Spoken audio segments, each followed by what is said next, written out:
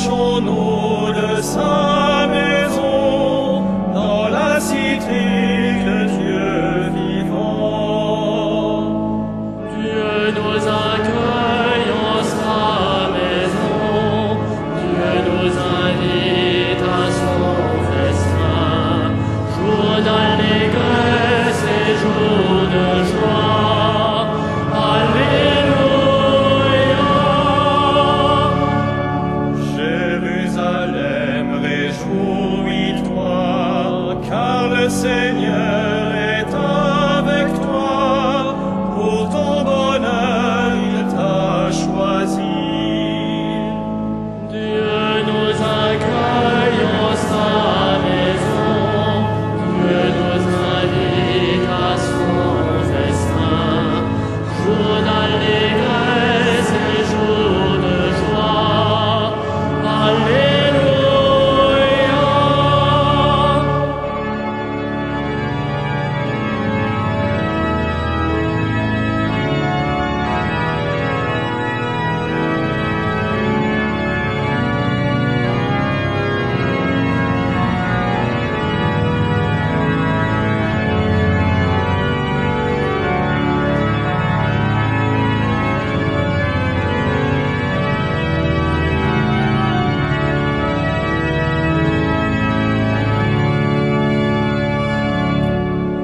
Criez de joie pour notre Dieu, chantez pour lui, car il est bon, car éternel est son amour. Dieu nous accueille en sa maison, Dieu nous invite à son festin, jour d'allégresse et jour de joie. Alléluia. Que Jésus-Christ nous garde tous dans l'unité d'un même corps, nous qui mangeons le même pain. Dieu nous accueille en sa maison, Dieu nous invite à son festin, jour d'allégresse et jour de joie. Alléluia.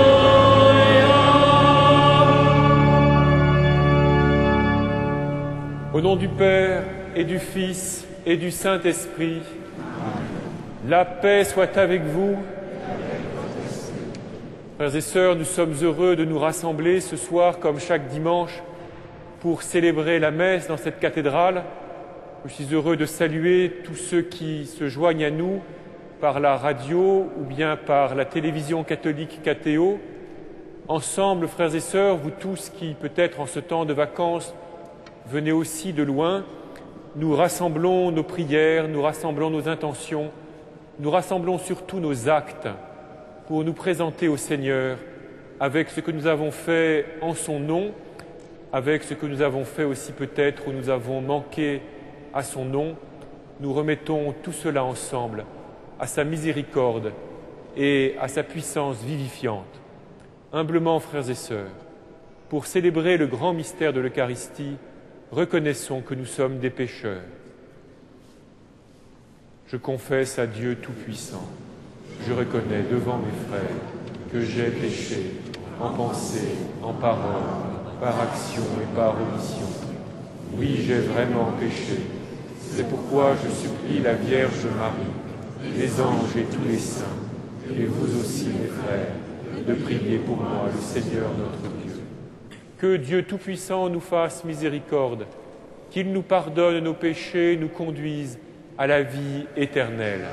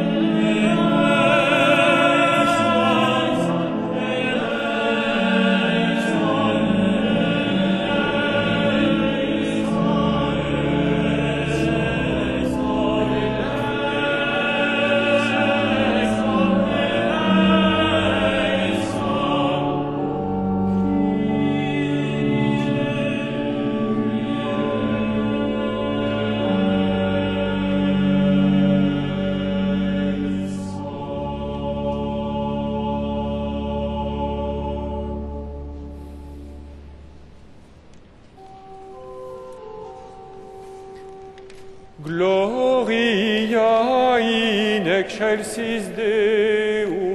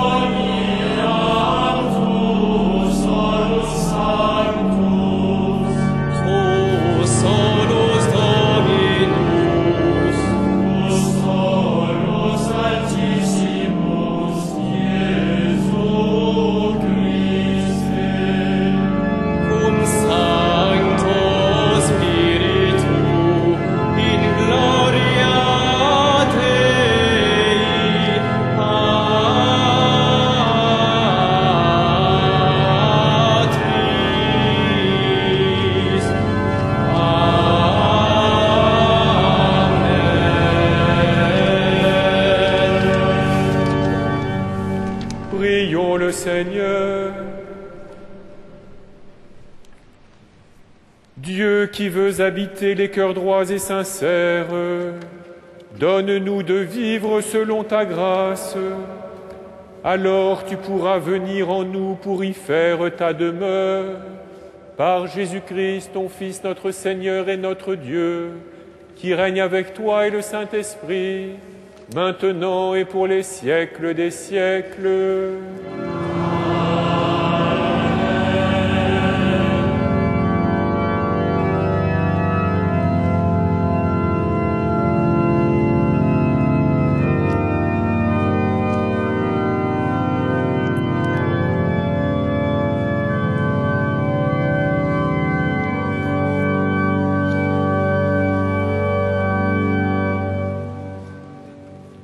Lecture du livre de Jérémie. Parole du Seigneur. Maudit soit l'homme qui met sa confiance dans un mortel, qui s'appuie sur un être de chair, tandis que son cœur se détourne du Seigneur. Il sera comme un buisson sur une terre désolée. Il ne verra pas venir le bonheur. Il aura pour demeure les lieux arides du désert, une terre salée et inhabitable. Béni soit l'homme qui met sa confiance dans le Seigneur, dont le Seigneur est l'espoir. Il sera comme un arbre planté au bord des eaux, qui étend ses racines vers le courant. Il ne craint pas la chaleur quand elle vient, et son feuillage reste vert.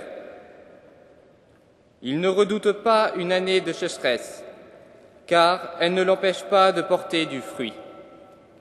Parole du Seigneur.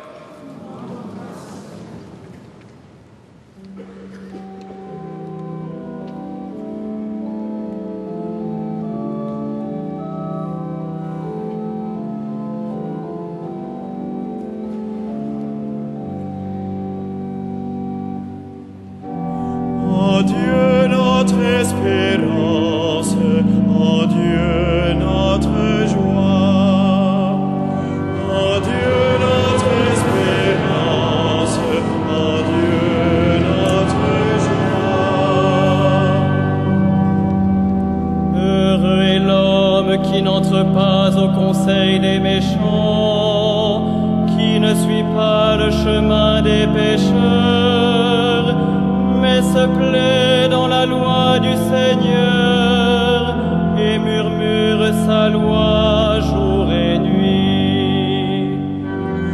En Dieu notre espérance, en Dieu notre joie. Il est comme un arbre planté près d'un ruisseau qui donne du fruit en son temps et jamais son feuillage ne meurt. Tout ce qu'il entreprend réussira. En Dieu notre espérance, en Dieu notre joie. Tel n'est pas le sort des méchants, ils sont comme la paille balayée par le vent. Le Seigneur connaît le chemin des justes, mais le chemin des méchants se perdra.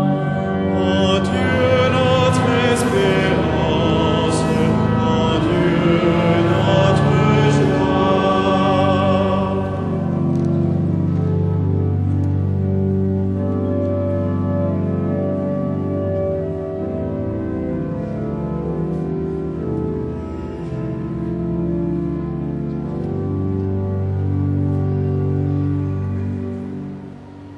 Lecture de la première lettre de saint Paul apôtre aux Corinthiens.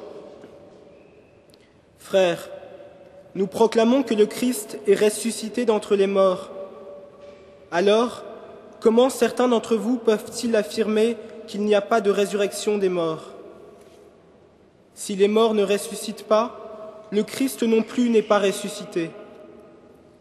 Et si le Christ n'est pas ressuscité, votre foi ne mène à rien. Vous n'êtes pas libérés de vos péchés. Et puis, ceux qui sont morts dans le Christ sont perdus. Si nous avons mis notre espoir dans le Christ pour cette vie seulement, nous sommes les plus à plaindre de tous les hommes. Mais non, le Christ est ressuscité d'entre les morts pour être parmi les morts le premier ressuscité. Parole du Seigneur.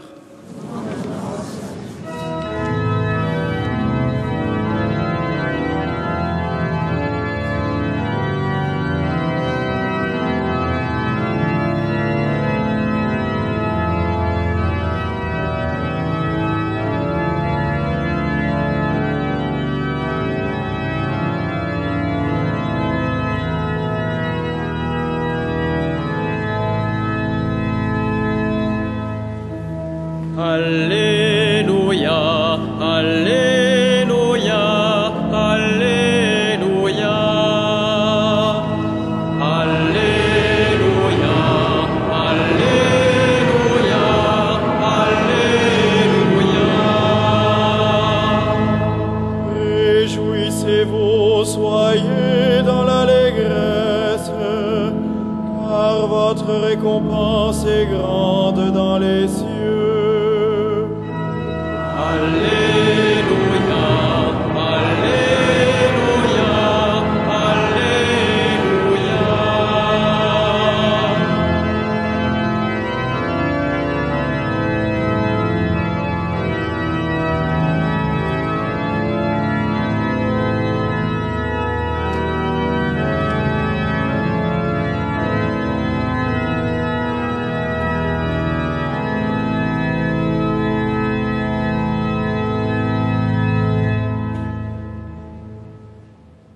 Le Seigneur soit avec vous. Évangile de Jésus-Christ selon saint Luc.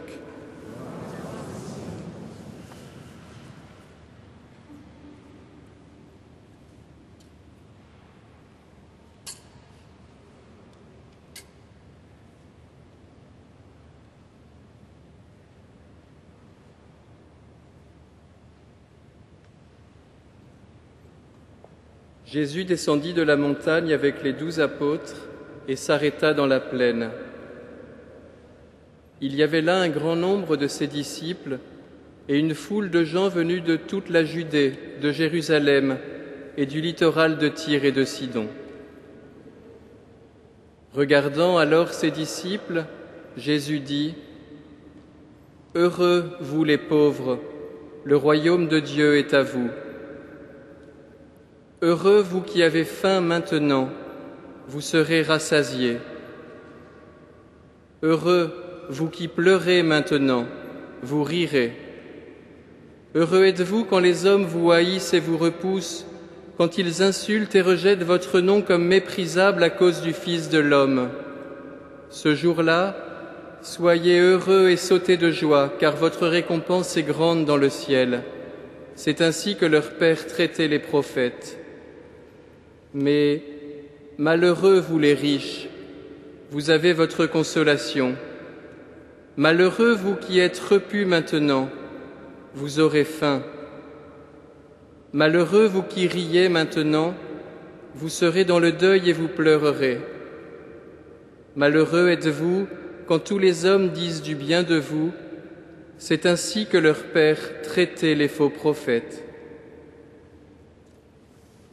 Acclamons la parole de Dieu.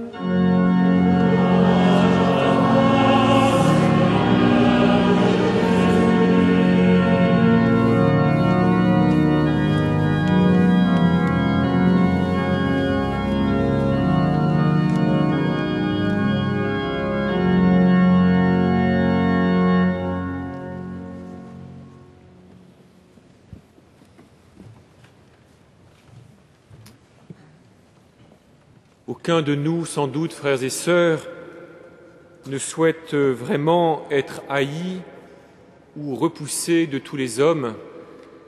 Aucun d'entre nous n'aspire à voir son nom rejeté, considéré comme méprisable par les autres. C'est souvent d'ailleurs ce qui nous retient lorsque nous entendons parler de mission, lorsque l'on nous exhorte à être missionnaires.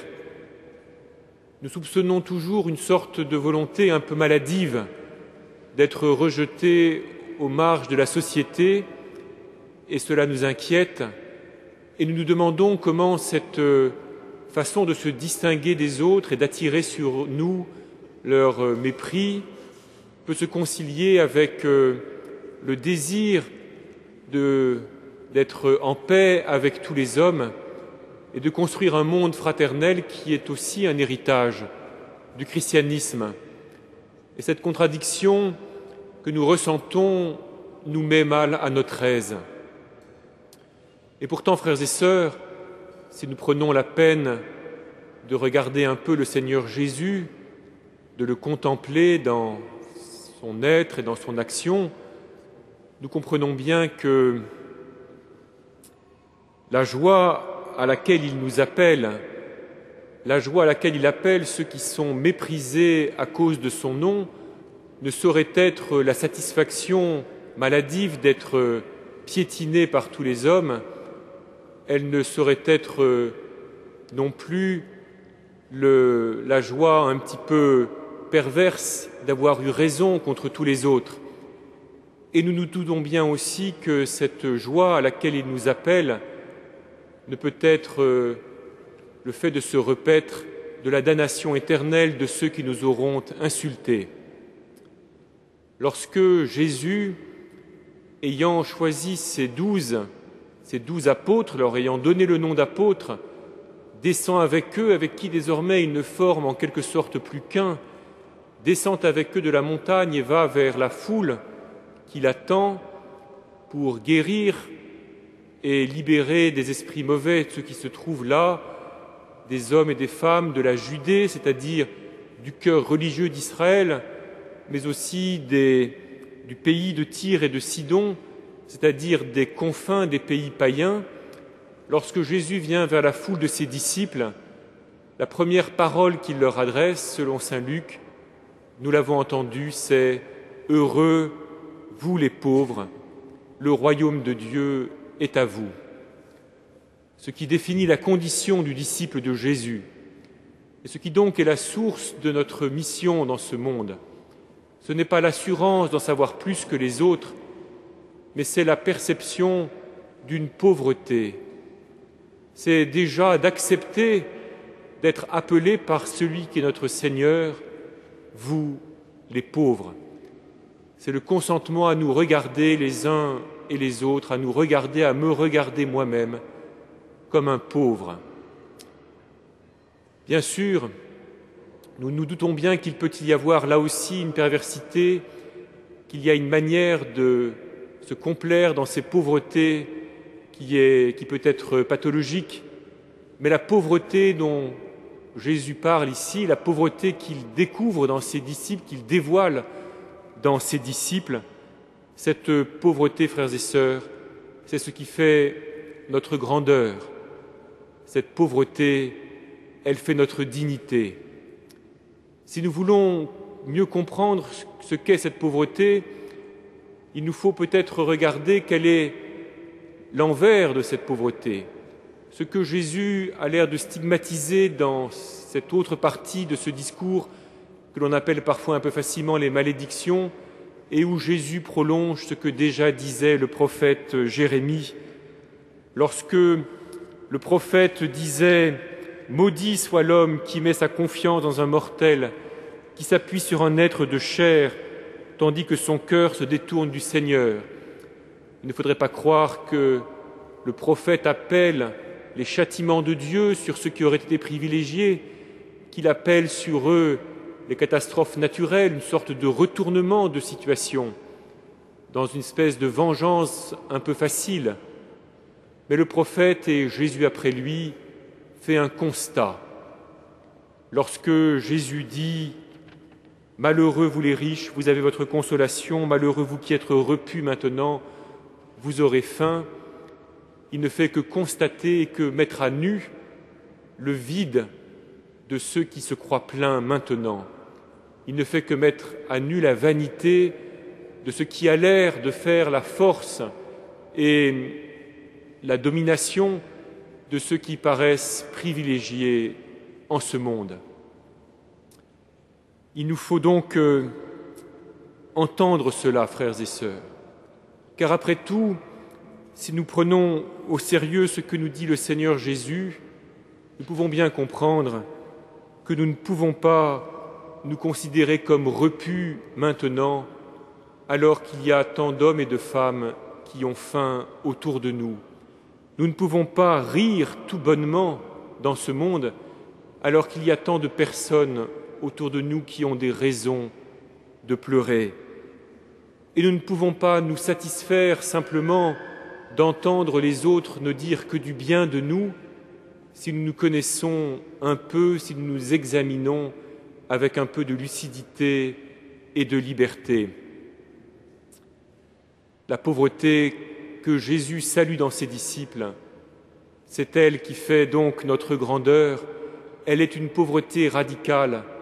Elle vient d'un besoin qui est en nous absolu, mais que nous ne pouvons pas satisfaire par nous-mêmes, le besoin d'une réalité mystérieuse que Jésus désigne comme le royaume de Dieu.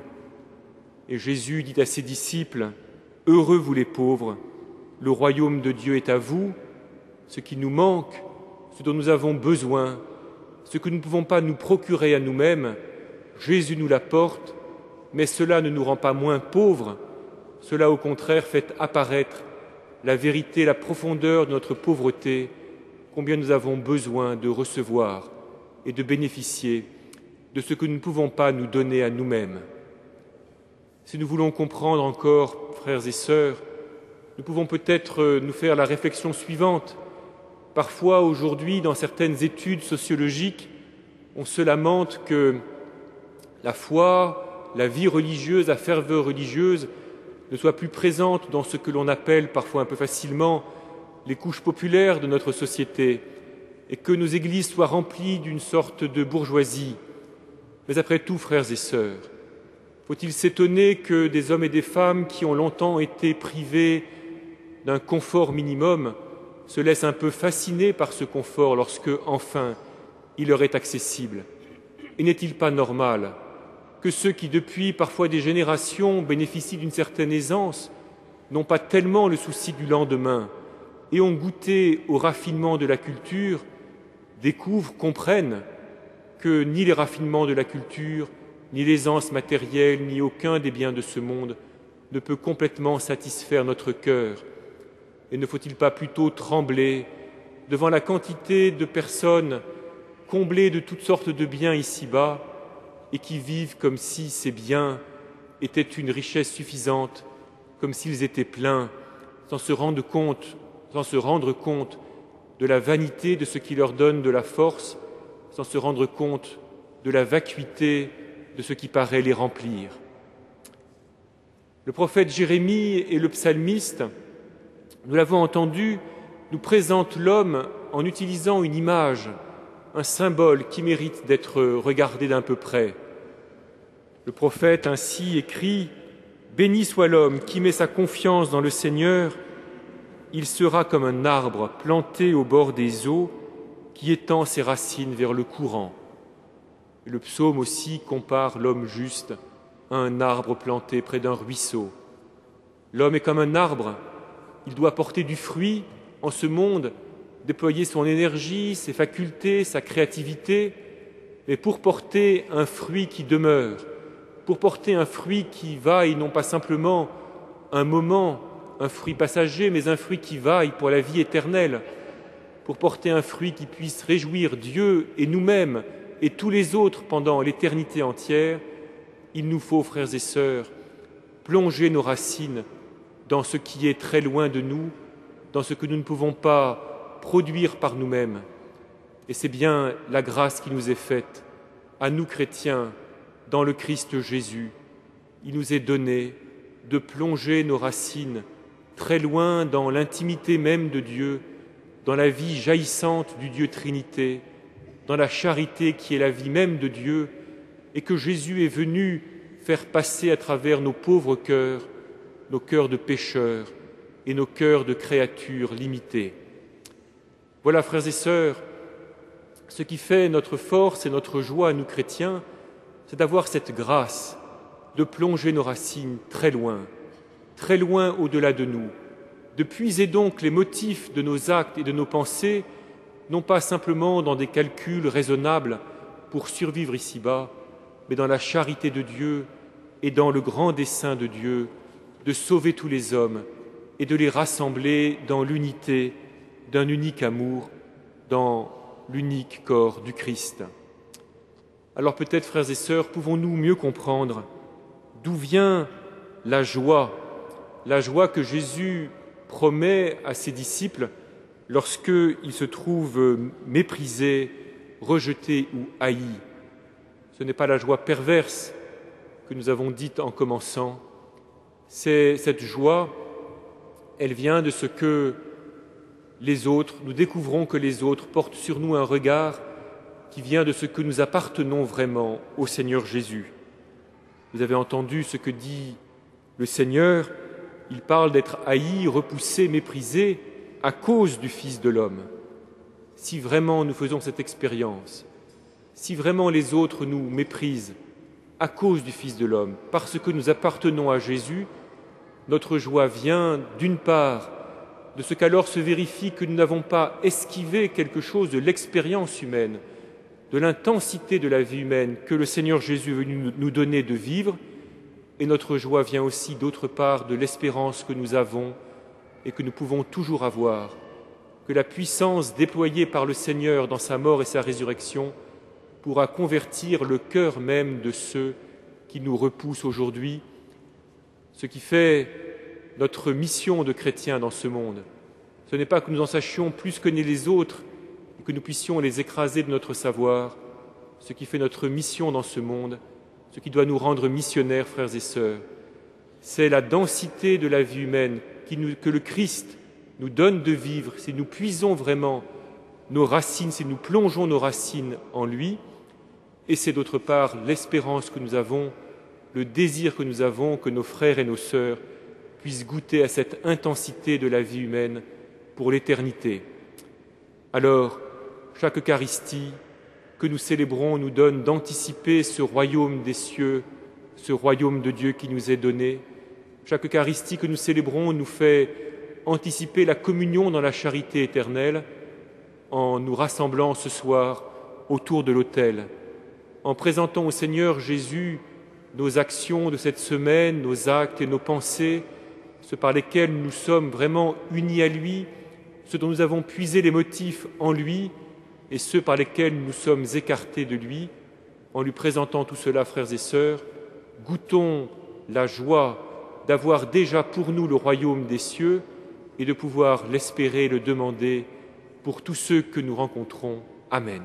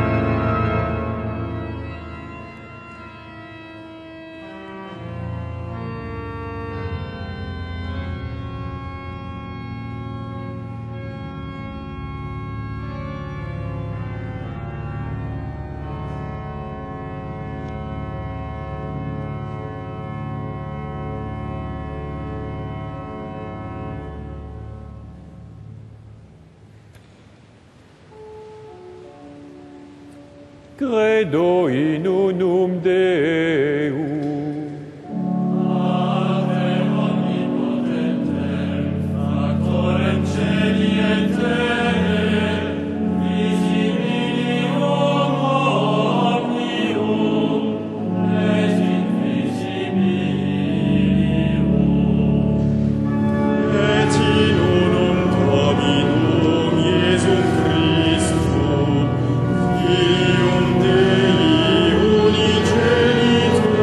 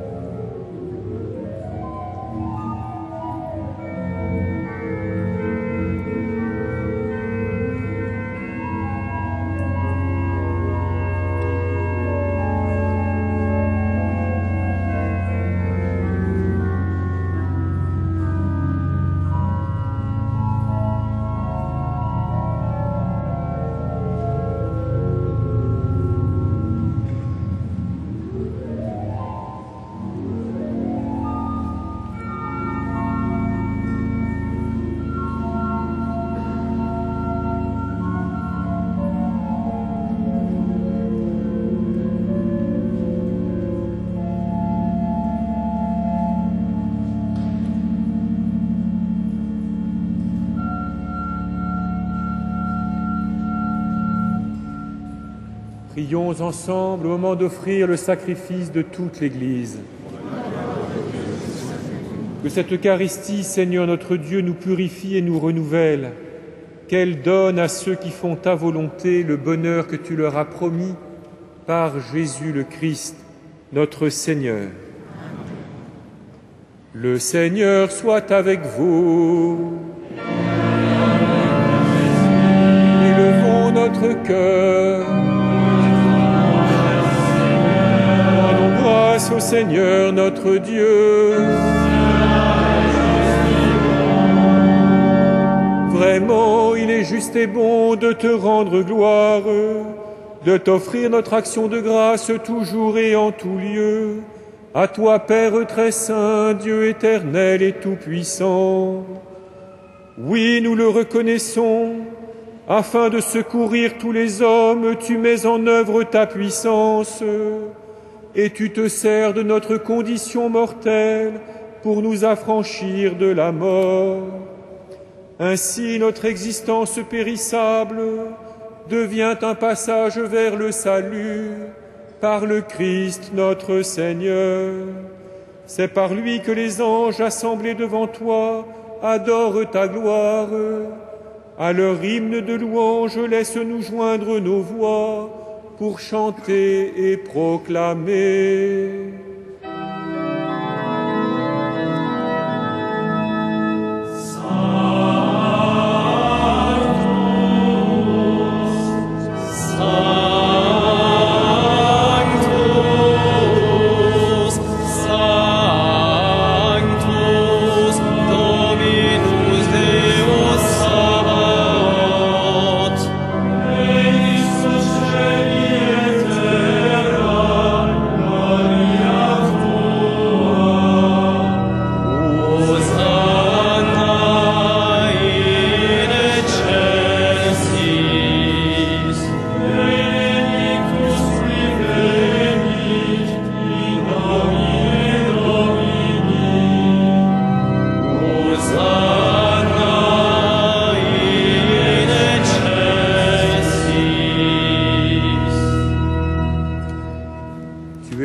Saint Dieu de l'univers, et toute la création proclame ta louange, car c'est toi qui donnes la vie, c'est toi qui sanctifies toutes choses par ton Fils Jésus-Christ notre Seigneur, avec la puissance de l'Esprit Saint, et tu ne cesses de rassembler ton peuple, afin qu'il te présente partout dans le monde une offrande pure.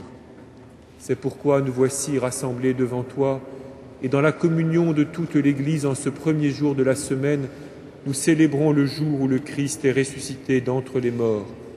Par lui que tu as élevé à ta droite, Dieu Tout-Puissant, nous te supplions de consacrer toi-même les offrandes que nous apportons. Sanctifie-les par ton Esprit, pour qu'elles deviennent le corps et le sang de ton Fils, Jésus-Christ notre Seigneur, qui nous a dit de célébrer ce mystère. La nuit même où il fut livré, il prit le pain. En te rendant grâce, il le bénit, il le rompit et le donna à ses disciples en disant : « Prenez et mangez-en tous. Ceci est mon corps livré pour vous. »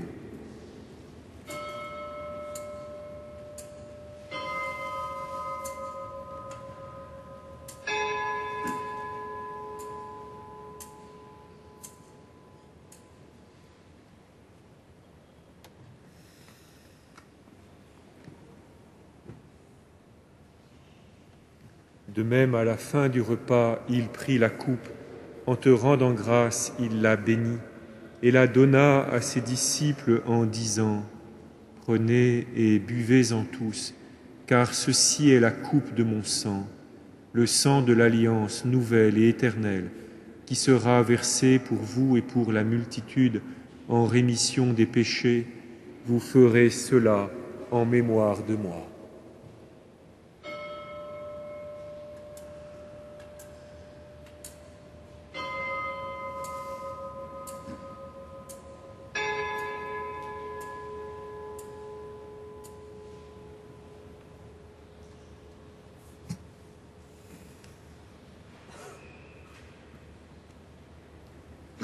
Il est grand le mystère de la foi.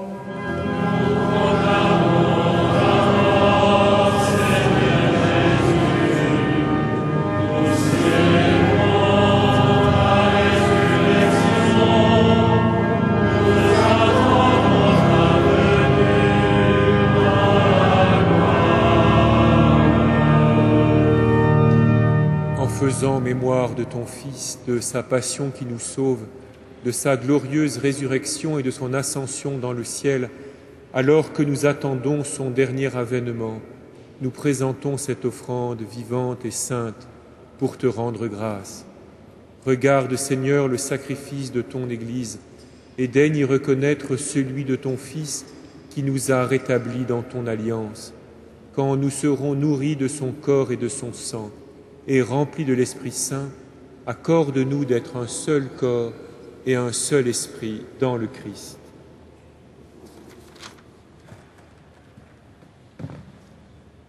Que l'Esprit Saint fasse de nous une éternelle offrande à ta gloire, pour que nous obtenions un jour les biens du monde à venir, auprès de la Vierge Marie, la bienheureuse Mère de Dieu, avec les apôtres, les martyrs, Saint Denis et tous les saints qui ne cessent d'intercéder pour nous.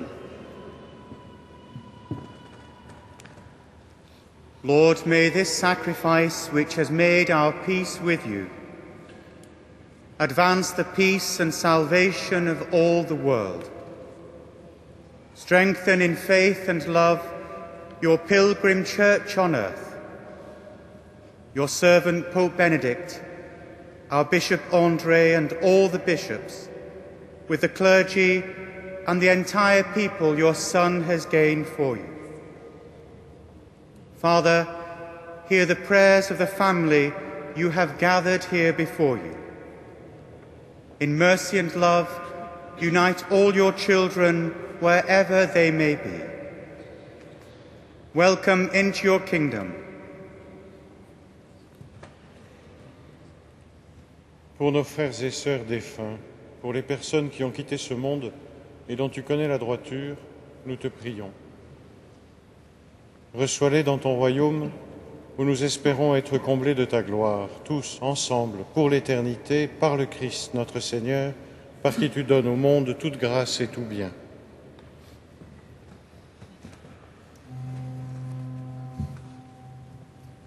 Par lui, avec lui et en lui.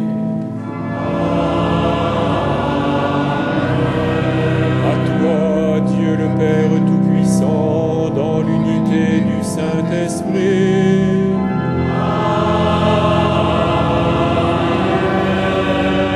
Tout honneur et toute gloire pour les siècles des siècles.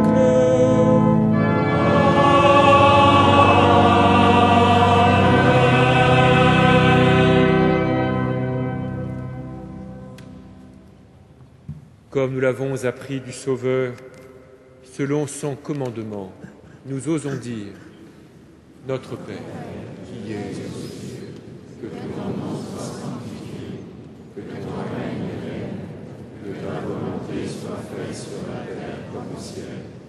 Donne-nous aujourd'hui notre pain de ce jour. Pardonne-nous nos offenses, comme nous pardonnons aussi à ceux qui nous ont offensés. Et ne nous soumets pas à la tentation, mais délivre-nous du mal. Délivre-nous de tout mal, Seigneur, et donne la paix à notre temps. Par ta miséricorde, libère-nous du péché. Rassure-nous devant les épreuves. En cette vie où nous espérons le bonheur que tu promets et l'avènement de Jésus-Christ, notre Sauveur.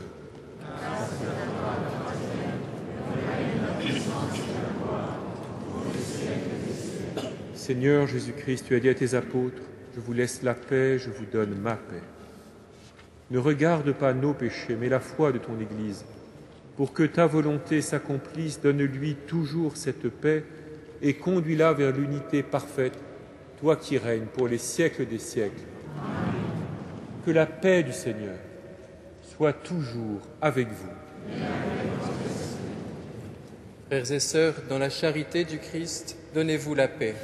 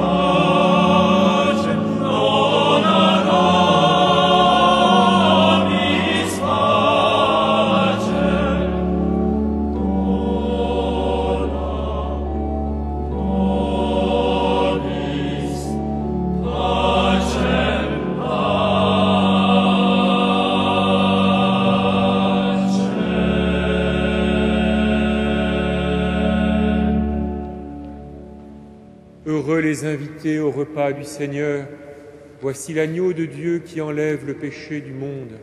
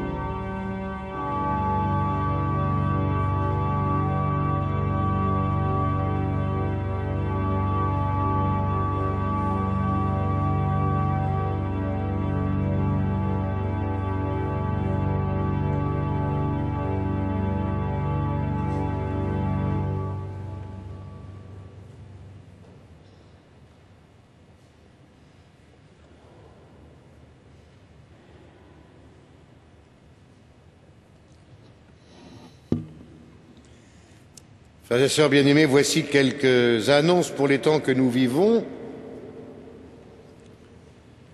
Tout d'abord, dans la semaine, mercredi 17 février, sera notre entrée solennelle dans le carême, mercredi des cendres, jour de prière, de jeûne et d'abstinence. Les messes auront lieu à 8h, 9h, midi, présidées par le cardinal, 18h30, présidé par Monseigneur Beau, évêque auxiliaire de Paris, et c'est nouveau à 21h, messe présidée par le Père Ponou de Lafont. Il y aura aussi les vêpres, bien sûr, à 17h45. À toutes les messes, il sera imposé les cendres. Jeudi 18 février, adoration du Saint-Sacrement à 19h, à l'issue de la messe. Et vendredi 19 février, comme à tous les vendredis de notre carême, à 15h, vénération de la couronne d'épines. Et d'ailleurs, je vous signale que maintenant, une demi-heure avant la vénération, c'est-à-dire à 14h30, et une demi-heure après la vénération, il sera possible de se recueillir dans la chapelle du Saint-Sépulcre devant la couronne d'épines exposée. Samedi 20 février, 15h, célébration de l'appel décisif de près de 300 catéchumènes du diocèse de Paris, présidé par le cardinal 23. En conséquence, il n'y aura pas de vêpres. Et la messe aura bien lieu à 18h30. Et dimanche 21 février, nous entrons dans le cycle des dimanches de carême, donc avec un horaire légèrement modifié, puisque à 16h30, il n'y a pas d'audition d'orgue, puisque c'est la première conférence de carême qui sera donnée par Monseigneur Éric de Moulin-Beaufort, évêque auxiliaire de Paris. Le thème général des conférences de carême est sur le Concile Vatican II, une boussole pour notre temps. Vous avez tout le programme sur votre feuille.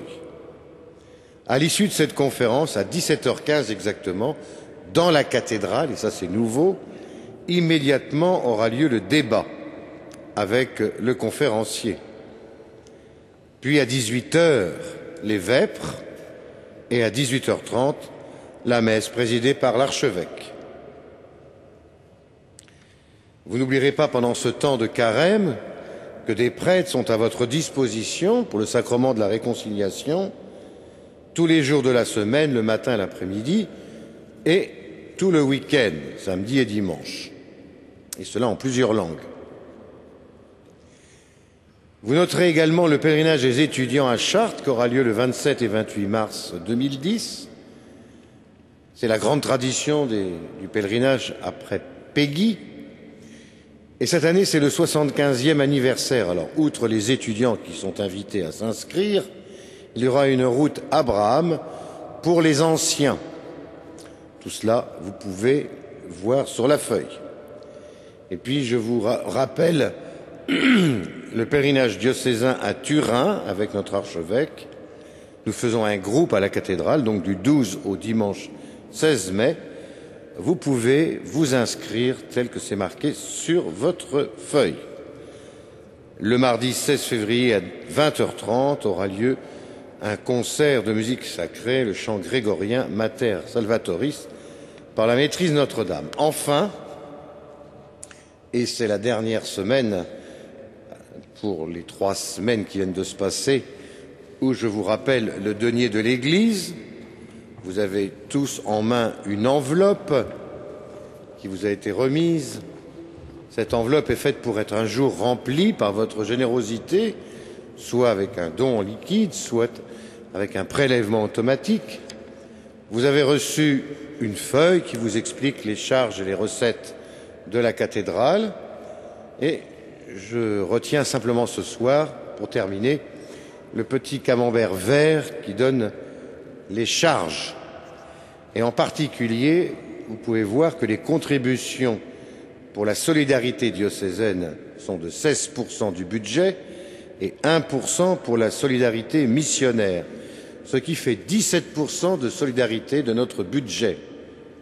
Ça veut dire 630 000 € chaque année que l'on reverse au diocèse pour venir, entre autres, au secours des paroisses dont le budget est en déficit et des diocèses de la couronne qui ont besoin, bien sûr, aussi d'un aide. Et puis les secteurs vivants, pastoraux, qui ont besoin de soutien.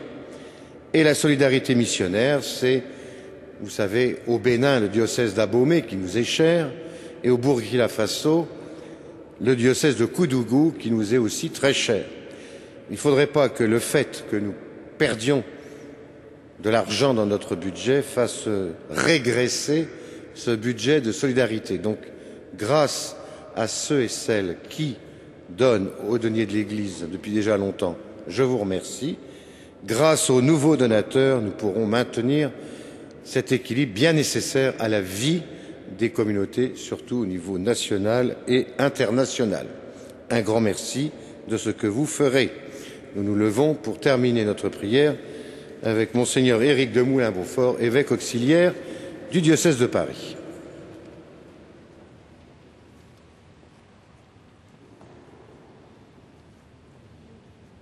Prions.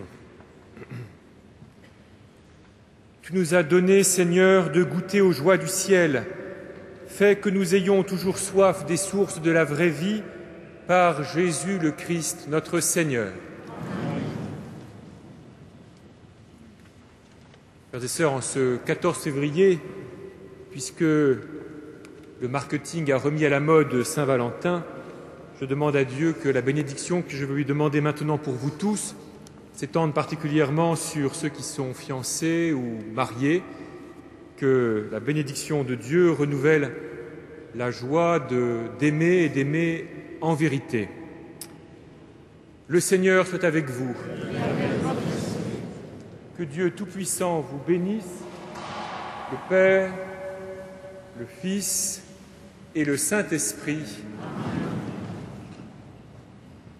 Allez dans la paix du Christ. Nous rendons grâce à Dieu.